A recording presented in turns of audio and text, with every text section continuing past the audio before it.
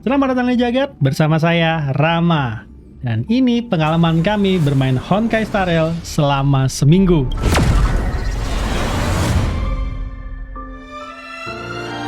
Di video kami sebelumnya kami sudah share sedikit pengalaman kami, tepatnya 2 jam pertama saat memainkan Honkai Star Rail.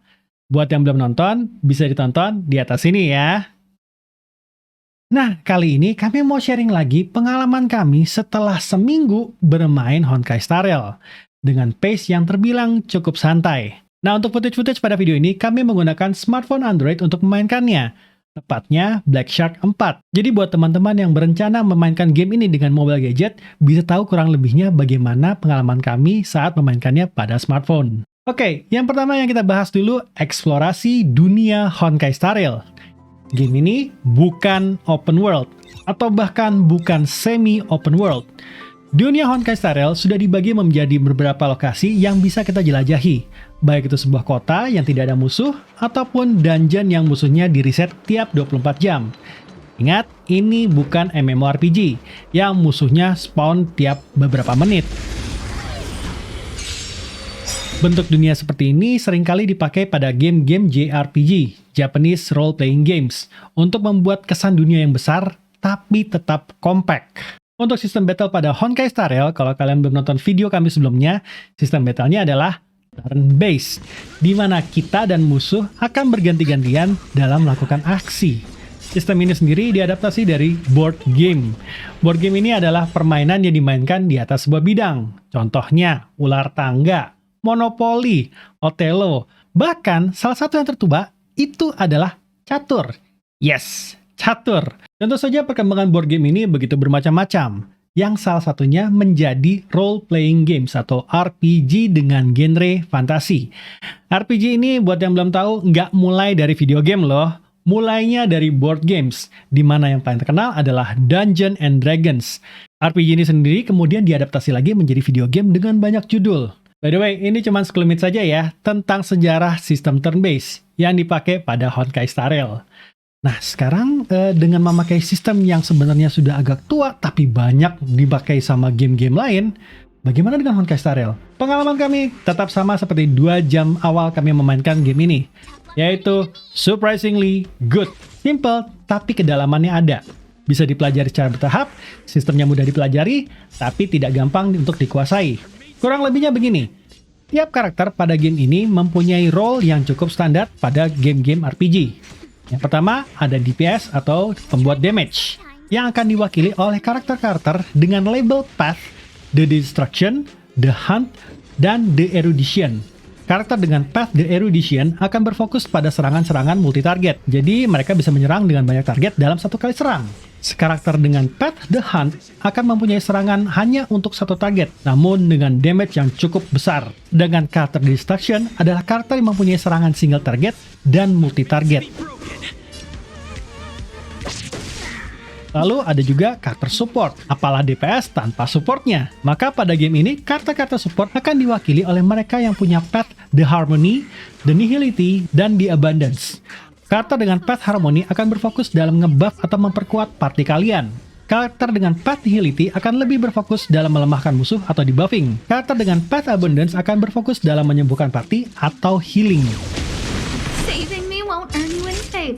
Selanjutnya ada juga tanker. Walaupun bisa masuk dalam support, tapi tanker kami pisahkan. Karena karakter dengan path yang khusus ini, Preservation, akan berfokus dalam menyerap serangan musuh dan memberikan buff shield kepada teman-temannya.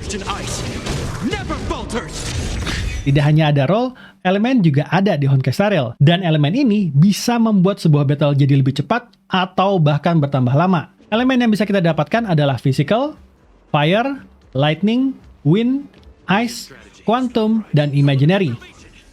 Memperhatikan elemen ini penting karena tiap musuh yang kita hadapi biasanya mempunyai 2-3 kelemahan elemen. Biasanya ada di bar atasnya. Menyerang dengan elemen kelemahan musuh akan menurunkan toughness bar mereka. Apabila toughness bar mereka ini habis, maka musuh akan masuk ke state yang namanya break. Dan tergantung dari damage elemen yang kita lakukan, akan ada efek tambahan damage yang dikenakan ke musuh. Jadi pemilihan karakter sebelum memulai battle itu penting banget.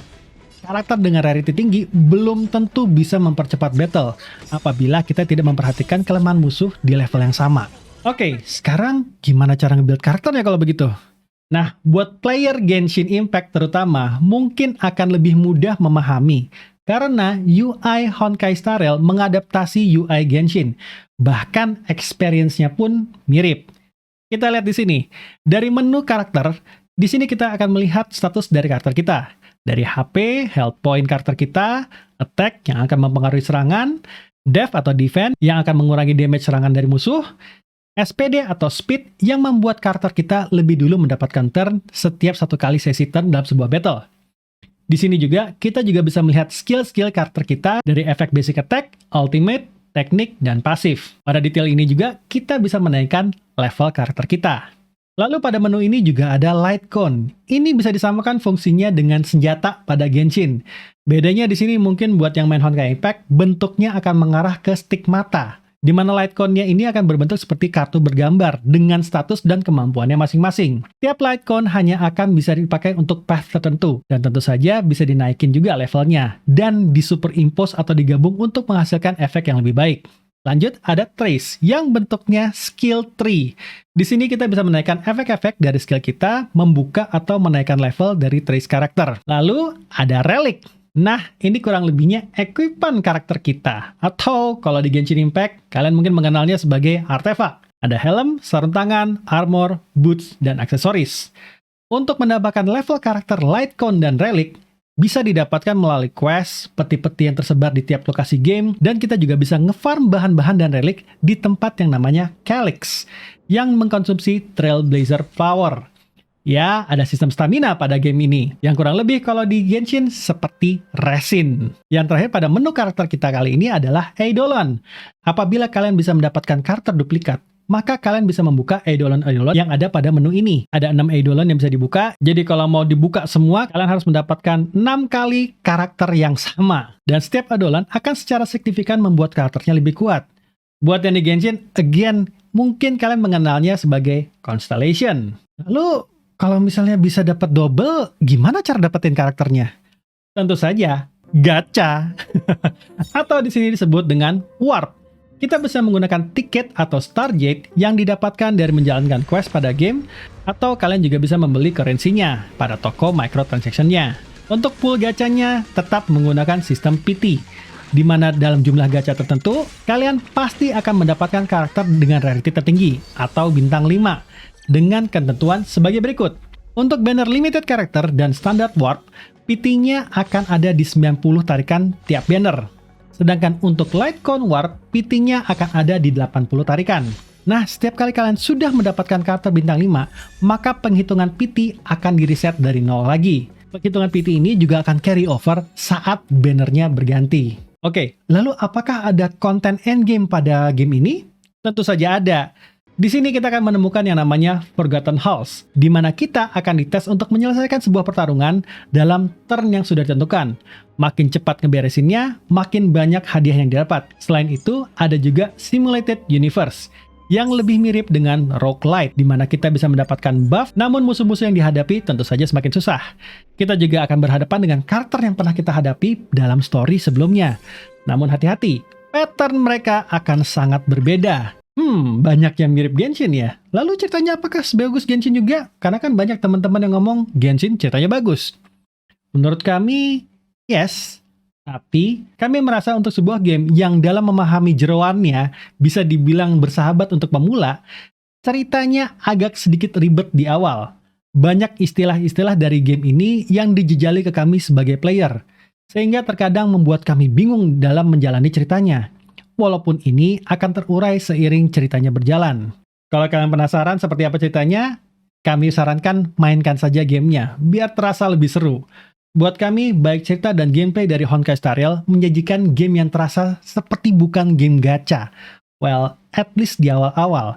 Harus kami akui, hal ini juga kami rasakan ketika dulu memulai main Genshin Impact, di mana pada awalnya kami disuguhkan dengan sebuah game yang terasa seperti game AAA, dan fokusnya hanya mengikuti cerita, sekaligus menjalankan quest-quest yang ada. Namun, hal yang kami takutkan pada game gacha yaitu adalah power creep.